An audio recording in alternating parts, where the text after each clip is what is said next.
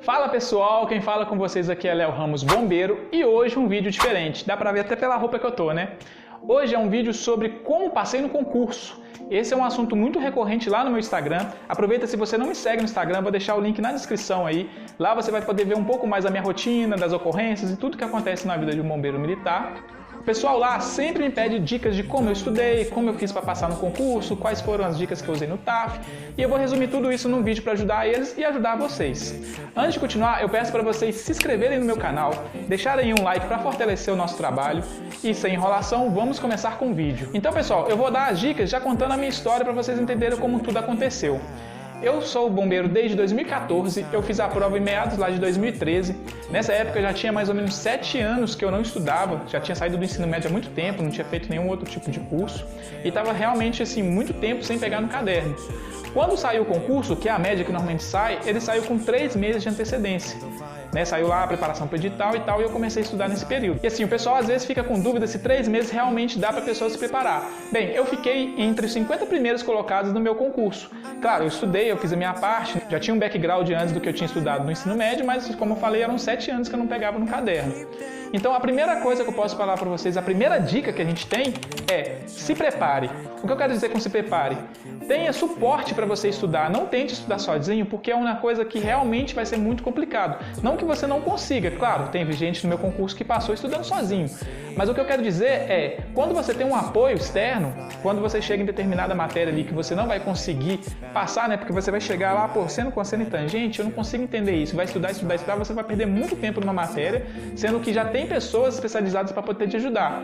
Seja um curso online, seja um curso físico, mas procure alguma ajuda se for possível. Eu mesmo na época eu era desempregado, eu tinha acabado de sair do emprego, o que eu fiz foi pegar parte do meu seguro-desemprego da época e dar entrada nesse curso. Eu fiz um curso presencial lá no centro de BH. E com isso eu dava tudo de mim nesse curso para tentar aproveitar o máximo da matéria lá. E sempre que eu tinha alguma dúvida, tinha sempre um professor ali para poder me ajudar. E outra coisa, o pessoal de cursinho, pelo menos o que eu fiz, eles têm muitos bizus que são essenciais para você conseguir passar. Porque quando a gente está no ensino médio, as matérias vêm para a gente de uma maneira que pelo menos eu particularmente, não consegui entender direito. Teve coisas que eu passei no meu ensino médio que acabou que eu não soube bem. Eu acertei uma coisa ou outra na prova, mas realmente não sabia. E dentro de um curso, eles têm uma dinâmica que conseguem ensinar você aquilo que você precisa, do jeito que você precisa, de uma forma muito simples. Eles têm muitos bizus que fazem você acertar direto ao ponto. Eu lembro que eu dei o exemplo agora do seno, cosseno e tangente, um professor me passou uma música que eu nunca vou esquecer, que ela era uma música para lembrar como fazer essa fórmula, e isso no ensino médio eu não tive. Então assim, foi de extrema importância essa música para mim, porque realmente caiu seno, cosseno e tangente. Na prova teve 2 questões, eu acertei uma das 2, né? A outra eu errei por conta de matemática mesmo, eu fiz o cálculo errado. Mas a tabela estava certa. E falando sobre a parte de matemática, eu já vou entrar na segunda dica, que é o quê? Veja quais são os pontos de dificuldades que você tem. Eu tinha muita dificuldade com matérias, eu acho que todo mundo, né? Tem muita dificuldade com matéria exata, né? Matemática, química, física, porque é muita fórmula, muita conta que você tem que fazer. E às vezes por causa de um errinho bobo você acaba perdendo uma questão. Então foque naquilo que você tem mais dificuldade, entenda o que realmente é dificuldade. Dificuldade não é você não saber ou ter uma dificuldade certa para aprender, é aquilo que realmente não entra na sua cabeça. Então tente focar nessas matérias para que você gaste mais tempo naquilo que você não consegue entender e menos tempo naquilo que você já tem uma facilidade natural para poder aprender. Mas claro, sempre estude tudo. E continuando a história, eu estava desempregado, eu fazia alguns bicos ali porque eu tinha feito um curso e minha rotina era muito complexa. Então a primeira coisa que eu entendi que eu tinha que fazer era organizar a minha rotina, para que ela fosse metódica a ponto de todos os dias eu conseguir fazer do mesmo jeito. Então assim, para muita gente às vezes pode ser um pouco complicado, mas você tem que afunilar o máximo possível de possibilidades para que sua rotina seja a mesma. Então, na hora ali de estudar, de treinar pro TAF, trabalhar, né, fazer os bicos que eu fazia, era tudo sempre organizado. Então, eu tinha meus horários ali para poder fazer tudo. As pessoas deixam ali meio aleatório, pensam que vai dar, vou estudar um pouco mais hoje para compensar amanhã que eu não vou. E o ideal é que você tenha ali uma periodicidade certa, seja aquela linha ali correta, uma linha reta de estudos para você conseguir chegar no objetivo. Não adianta você estudar demais um dia, estudar pouco no outro dia, que você vai ter uma irregularidade ali que não vai ser bom para o seu aprendizado. Dentro disso, muitas pessoas me perguntam quanto tempo eu estudava. Apesar de parecer pouco, eu estudava somente 4 horas por dia. Como é que eu dividia essas 4 horas ali? Eu estudava meia hora de manhã, na hora que eu acordava, e mais meia hora antes de dormir. Quando eu ia para o meu curso, que eu pegava ônibus para ir para o centro de BH, era mais ou menos meia hora, 45 minutos de trajeto. Eu aproveitava esse tempo para estudar na ida e na volta, então aí já completou 2 horas. Eu tinha 1 hora lá para estudar, que era a hora do curso mesmo, né, que era o cronograma do curso. E posterior ao curso, antes de vir embora, o que a gente fazia era almoçar no restaurante popular, A gente fazia um treinamento de TAF na época e antes do treinamento, depois do almoço, a gente estudava mais 1 hora para dar aquele tempo ali de almoço para não passar mal, né, para não ter indigestão, e logo depois treinava 1 hora para o TAF, que vai ser um ponto que eu vou falar no final. Então assim, eu completei 4 horas porque eu entendia que não adianta ser quantidade, tem que ser qualidade. Não adianta nada eu estudar 16 horas por dia, ler 17 capítulos num dia e não lembrar do que aconteceu no primeiro. Então assim, você tem que ter aquela capacidade de absorção.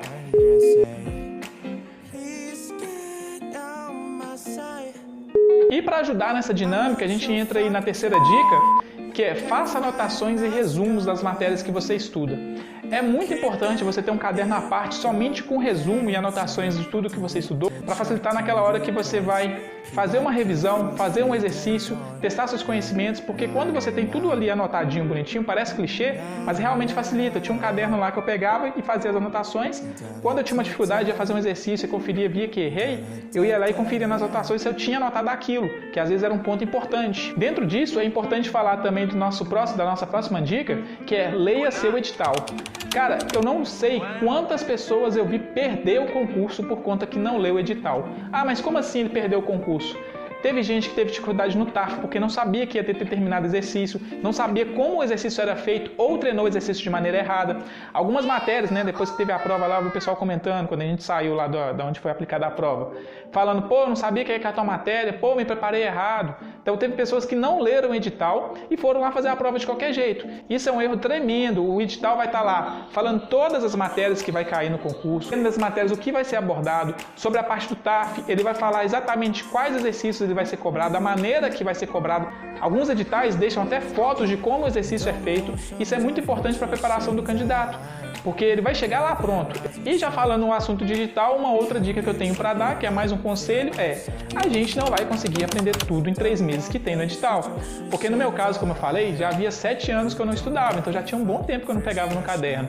E o edital ele é muito grande, né? Se não me engano, eu acho que eram 9 matérias para mim poder aprender.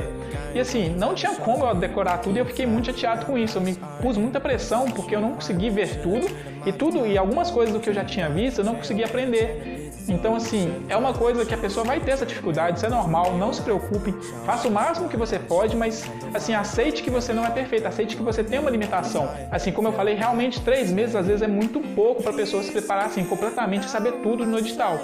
Então, assim, não coloquem esse peso sobre suas costas, estudem o máximo que vocês puderem. Na hora que você colocar a cabeça no travesseiro, tenha a ideia de que, pô, eu dei o meu máximo, eu sei que eu fiz o que eu podia, e isso já é suficiente para a gente conseguir dar um passo de cada vez, que é o importante. E agora a dica final, é o TAF. Muita gente se prepara muito mal para o TAF, deixa para se preparar para o TAF muito próximo ali do concurso. É ideal que você tenha um treinamento de TAF junto ali com o estudo, é ideal que você, mesmo que não passe naquele concurso naquela vez, continue os estudos, continue o treinamento do TAF para que você esteja melhor preparado para o próximo.